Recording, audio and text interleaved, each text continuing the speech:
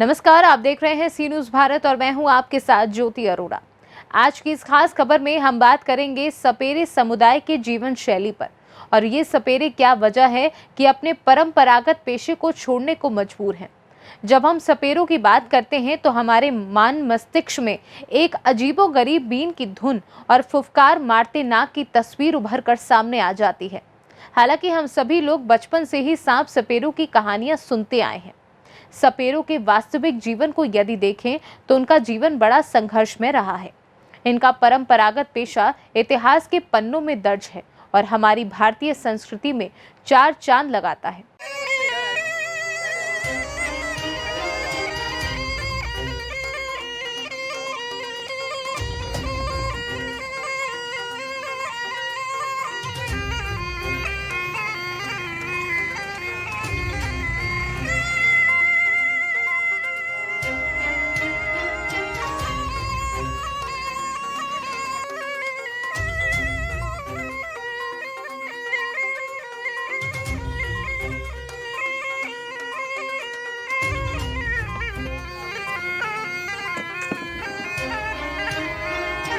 बदलते समय के साथ सपेरे जाति के तमाम लोग समाज की मुख्य धारा से जुड़ चुके हैं और शिक्षित हो गए हैं। वही शिक्षा से दूर सपेरे समाज के कुछ लोग ऐसे हैं जो घर में बच्चा पैदा होते ही उसका भविष्य तय कर देते हैं। ये बच्चा बड़ा होकर या तो भिखारी बन जाता है या सपेरा। कहीं ना कहीं इन सपेरों के परंपरागत पेशे की सरकारों द्वारा अनदेखी किए जाने से इस समुदाय के लोग समाज की मुख्य धारा से नहीं जुड़ पाए। यही वजह है कि सपेरों की एक बड़ी तादाद जो अपने इस परंपरागत पेशों को छोड़ चुकी है। वहीं अभी भी काफी सपेरे ऐसे हैं जो अपने पूर्वजों के इस पेशे को जीवंत किए हुए हैं, किंतु इनके जीवन संघर्ष भरे हैं। शासन व प्रशासन के उपेक्षाओं के चलते ये समुदाय विकास की मुख्य धारा से दूर है। सपेरों की परंपरा, इनकी जीवन शैली और इनके कुछ अनछुए महत्वपूर्ण पहलुओं पर आइए देखते हैं लखनऊ से हमारे सी न्यूज़ संवाददाता उमेश विश्वकर्मा की ये खास रिपोर्ट। जब हमारे जहन में सांप और सपेरों की बात आती है तो हमारे दिमाग में एक रहस्यमयी दुनिया की तस्वीर उभर के सामने आ जाती है। जी हाँ, हम बात कर रहे हैं राजधानी लखनऊ के सपेरों की, जो आज विकास की मुख्य धारा से काफ़ी दूर हैं। हालांकि ये लोग सांपों का प्रदर्शन कर अपने जीविकोपार्जन का उपाय व्यवस्था करते रहते हैं। इसी के साथ हमारे साथ एक सपेरे यहाँ पे मौजूद हैं। आज हम कुछ इनके अनछुए पहलुओं पर बात करेंगे। क्या नाम है आपका भैया? मखमलनाथ जी, आप इस सांप और सपेरे का खेल कब से खेल रहे हैं? बहुत पुराने हो गए साहब, कम से कम हमारी अंदाज में 76 की उम्र हो रही है, तब से करना शुरू करा साहब, बचपन ही से। ये दादा मखमल लाल जी हैं जिनकी उम्र लगभग मखमलनाथ, इनकी उम्र लगभग 76 साल से ज़्यादा हो चुकी है और ये बचपन से इस पेशे को अपनाए हैं। पुश्तैनी पेशा है आपका? पुश्तैनी पेशा है साहब, बाप दादे 7 पीढ़ी से यही चला रहा है, चलता आया है। हाँ। लखनऊ के माटी में कितना परिवार रहता है जो इस सांपों के साथ खेलता रहता है? काफ़ी परिवार है सर, काफ़ी कम से कम 10-20-50 आदमी होंगे लगभग, और कुछ जो अपने लिखे पढ़े हैं साहब, वो नौकरी सर्विस भी कर रहे हैं। हाँ। बता दें कि इन लोगों का जीवन बड़ा कठिनाइयों भरा है। अभी हमारे समाज में किसी के घर में सांप निकल जाता है तो इन्हें बुलाया जाता है, किसी को सांप काट लेता है तब इनको बुलाया जाता है। डॉक्टरों के जाने के पहले आज भी लोगों के अंदर ये भ्रांतियां हैं। डॉक्टरों के जाने के पहले सपेरों को दिखाते हैं कि हो सकता है कि सांप के साथ इन लोगों का जीवन व्यतीत होता है और सांपों के रहस्य को, सांपों के विष के बारे में इन लोगों को काफी जानकारी है। हकीकत जानकारी साहब, जैसे सर्प हम लोग पकड़ते हैं तो एक से एक विषैले सर्प टकरास होती है साहब। सर्प किसी को काट लेता है, उसको ठीक भी करते हैं ना, मतलब नीचे गर्दन के नीचे विष है तो उसको गारंटी द्वारा हम लोग ठीक करते हैं साहब। नहीं, सपोज करिए हाथ में सांप काटा किसी के, तो गर्दन कैसे आप पता करते हैं कि विष गर्दन में है? नीचे अगर विष है साहब, गर्दन से नीचे है, खोपड़ी पे न पहुंचा, खोपड़ी पे पहुंच जाने के बावजूद मतलब इसका सर है जो फट जाता है अंदर से साहब। बस इन लोग का इतना अनुभव है, इतना तजुर्बा है कि सांप के जहर को काटे हुए व्यक्ति को देखने के बाद ये भांप लेते हैं कि जहर शरीर में किस हिस्से तक फैला हुआ है। अगर ये सर में चला गया, ये प्रवाहित ब्लड के द्वारा सर तक इसका विष पहुंच गया तो बचना नामुमकिन है। फिर इसके बाद ये लोग इलाज करते हैं। किस तरह इलाज करते हैं आप लोग? जड़ी बूटी है जंगली साहब, कुछ गुण नाम है उनके द्वारा झाड़ फूक कर देते हैं, बंधन कर देते हैं। कुछ जड़ी बूटी के द्वारा उसका विष है जो खत्म कर देते हैं। तो क्या चीरा वगैरह भी लगाते हैं? तो चीरा कोई जरूरी नहीं है, जैसे अगर ज्यादा विष फैला हुआ है तब तो चीरा भी लगाना पड़ जाता है। अपने जीवन की कुछ ऐसी घटनाएं बताएं कि आपके द्वारा कुछ लोगों की जिंदगियां बची हों। तमाम जिंदगियां बचा दें साहब। कुछ तो ऐसे ऐसे आदमी बचाए हैं साहब जो कि एक से एक विषैले सर्प लोगों ने काटा है। करेट और नाग नागिन अपने यहाँ विषैले रहते हैं, और तो सर्प विषैले नहीं रहते हैं उनके द्वारा साहब अगर नाग नागिन करेट काट लेता है तो जड़ियों बूटियों के द्वारा कुछ गुणों नियम के द्वारा उनको बंधन करके कील के उनको ठीक कर देते हैं साहब हम। ये लगातार सांप का पेशा इनका है, सांप दिखाना है, सांप पकड़ना है, लोगों की मदद करनी है, किंतु सरकार द्वारा इन लोगों की माली हालत पे अभी तक ध्यान नहीं दिया गया है। और बता दें कि कहीं न कहीं लोग वन्य जीव को लेके भी इन पर उंगलियां उठाते रहते हैं। वन्य जीव जैसा कि ये सांप पकड़ते हैं, लोग कहते हैं कि वन्य जीव अपराध कर रहे हैं, हालांकि इनका ये मानना नहीं है। इनका एक और आपके भाई बंधु बिरादरी में है, बताया जाता है कि आप सांप पकड़ते हैं तो उसके दांत तोड़ दिया जाता है। कुछ नहीं साहब, दांत वात कुछ नहीं तोड़ा जाता है, विष की थैली निकाली जाती है। कुछ नहीं साहब। तो इनका कहना है कि हम लोग जो अच्छे सपेरे हैं ये लोग सांपों को नुकसान नहीं पहुंचते हैं, सांपों को सिर्फ अपने जीव को उपार्जन के लिए।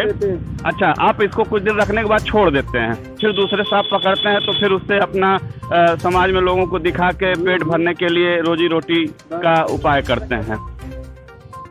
तो ये मखमल नाथ जी हैं और आपने इनके जीवन के बारे में जाना और किस तरह यही नहीं, इनके साथ साथ सैकड़ों यहाँ सपेरे हैं जो इस सांप को दिखा के सांपों का व्यवसाय करके, कुछ लोग तो ऐसा है कि गैर कानूनी काम भी करने लगे हैं। नहीं साहब, गैर कानूनी कोई काम नहीं। अरे अभी तमाम ऐसे मामले आए हैं, 2 मुहा सांप हो गया, ये इन सबों का खरीद फरोख्त, ऐसा कुछ मामला सामने आया। वो हम लोगों में नहीं है सर। हमारा बस यही है कि धंधा नाग दिखाया बच्चों के लिए, खेल तमाशा, सीधा सामान मिल गया, कुछ 10-20-50 रुपए मिल गए, बस यही काम है हमारा। और 2 मुहे सांप का बाकी लोगों को घरों में सांप निकल गया तो उनको पकड़ा जंगल में।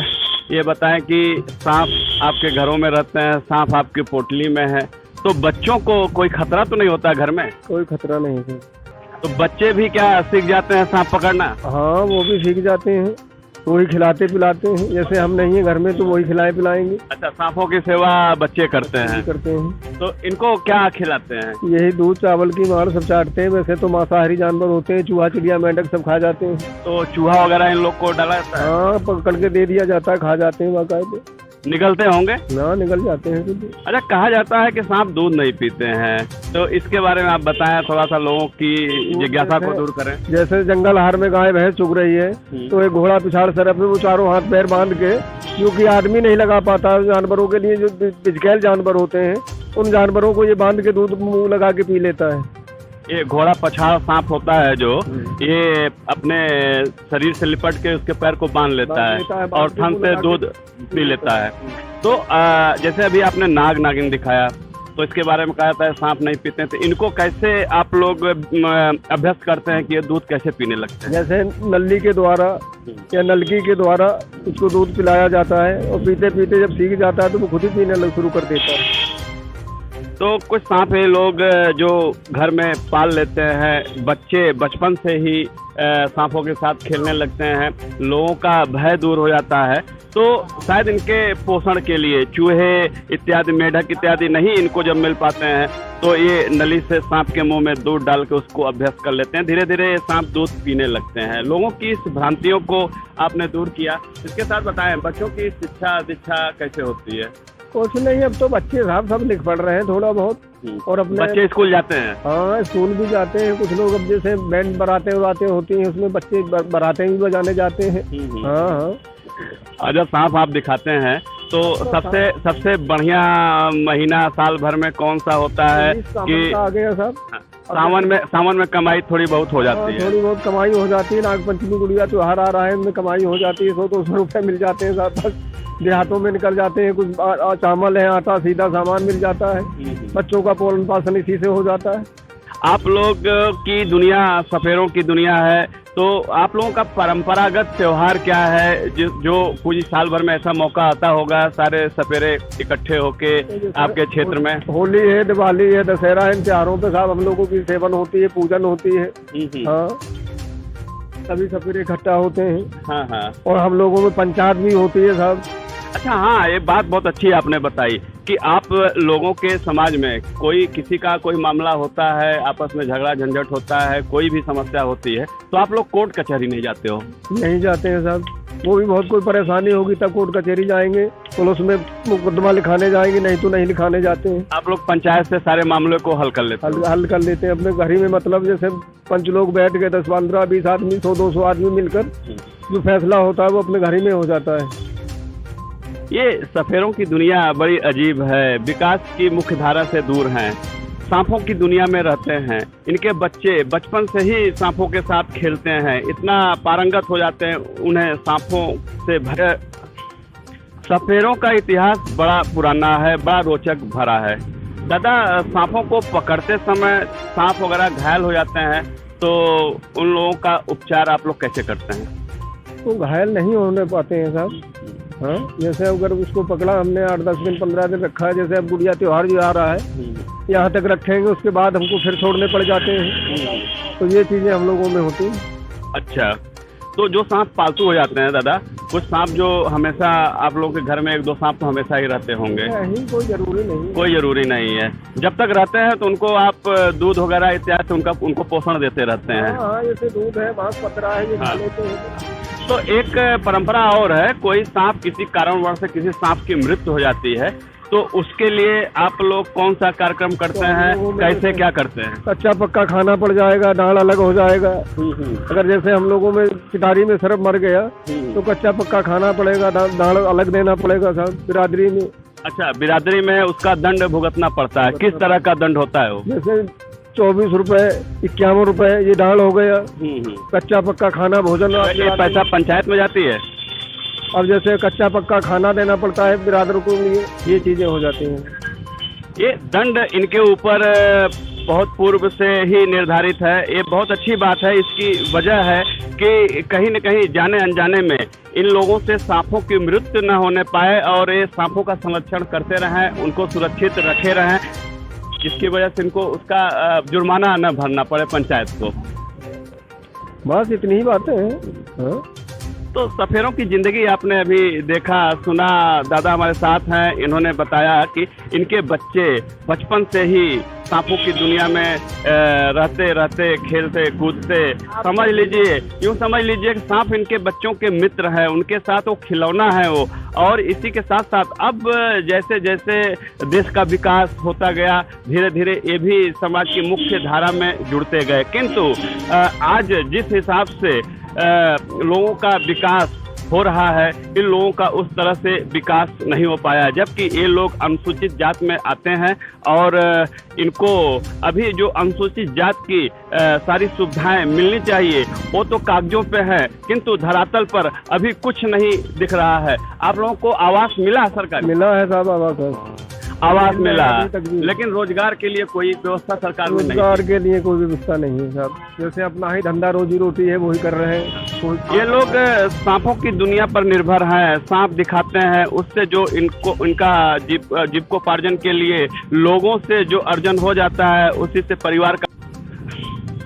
तो बच्चों की शिक्षा दीक्षा में कोई बाधा तो नहीं उत्पन्न होती, जबकि आप लोगों का घुमकड़ू जीवन एक तरह से कहा जाए है। अब जैसे हमारे लोगों के बच्चों के लिए साहब लिखा रहे हैं, पढ़ा रहे हैं थोड़ा थोड़ा बहुत। अब जैसे कुछ लोग हमारे बैंड बाजे बजाते हैं ना, उसमें कुछ बच्चे काम कर लेते हैं, कुछ जैसे ज़्यादा लिख पड़ गए तो नौकरी सर्विस भी मिल गई, वो भी कर रहे हैं। कुछ आदमी हमारे गांव के अंदर ऐसे हैं कि अब नहीं धंधा ये कर रहे हैं सांप बिच्छू का, बहुत कम कदर हो गया है। तो सांप का धंधा बहुत लोग छोड़ चुके हैं। अब जिनके लिए काम धाम मिल गया तो वो छोड़ चुके हैं साहब। और जिनके लिए किंतु जो इस पेशे को अपनाए हैं उनका जीवन थोड़ा कठिन होगा। हाँ वो तो कठिन तो है ही साहब। अब जैसे दिन भर घूम टहलना पड़ता है, गली गली जाना पड़ता है, घर देहरी दरवाजे द्वारे दिखाना साहब, बच्चों के लिए दिखा के अपना पेट पालन करना पड़ता है। तो लगातार इनका जीवन कठिनाइयों भरा रहा है, इतिहास गवाह है। और ये समाज के लिए जो करते हैं, एक हमारी भारतीय संस्कृति का ये सपेरे अहम हिस्सा है। अनुसूचित जात में आते हैं, अनुसूचित जात को जो सुविधाएं इनको मिलनी चाहिए वो सिर्फ कागजों में सिमट कर रह गई हैं। हालांकि विकास के नाम कुछ लोगों को सरकारी आवास तो मिल गए हैं, लेकिन बच्चों की शिक्षा के लिए और इनके जीविकोपार्जन के लिए अभी कोई व्यवस्था ऐसी नहीं की गई है कि यदि एक परिवार का व्यक्ति जो सांप दिखाने शहर में निकलता है, गली कूचों में टहलता है, वो बीमार पड़ जाए तो उनके परिवार का भरण पोषण कैसे होगा। इसके लिए सरकार को ध्यान देने की जरूरत है। इनके परंपरागत पेशे को, जो हमारे भारत की संस्कृति है, इसको बढ़ाने की जरूरत है।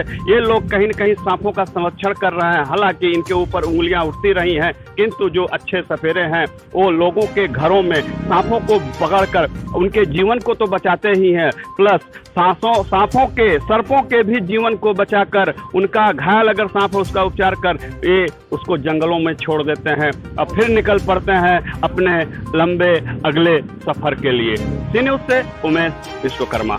इस खास खबर में फिलहाल के लिए इतना ही। देश और दुनिया की तमाम बड़ी खबरों के लिए आप देखते रहिए सी न्यूज़ भारत।